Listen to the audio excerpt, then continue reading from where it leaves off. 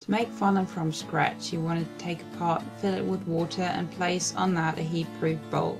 In that, fill an 1/8 of a cup of water and 2 tablespoons of agar powder, which you should be able to find at an Asian grocery store. You can also find it in solid form, but I'm not sure about the measurements there. Mix it a bit and then turn on the heat. Let it heat up for a while stirring occasionally. Then add a 1/4 cup of light syrup, 2 heaping tablespoons of vegetable shortening.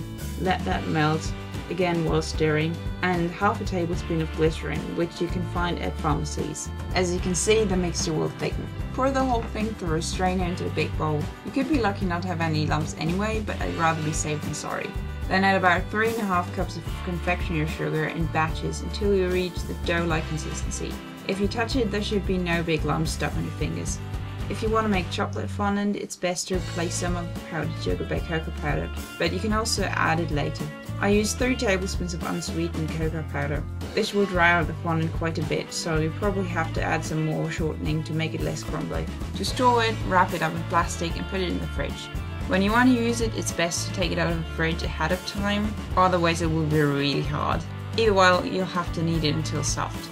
Then you can use it to mold it into figures or whatever, like Play-Doh. I don't need to show you how to do that. Or to cover cake, put it on some cello wrap, roll it out about 5 mm thick. Then slip some sort of thin plate or something on it to transport it into the cake. And yeah, it's way too crumbly. I should have added more fat. Or less cocoa, possibly. Still tastes good though. Just press it into the cake, cut up the edges, which you can store and use another time. And then you're basically done. If you like, you can use a smooth plastic tool to smoothen out the surface. But I don't have that and I can't be bothered to do that, to be honest.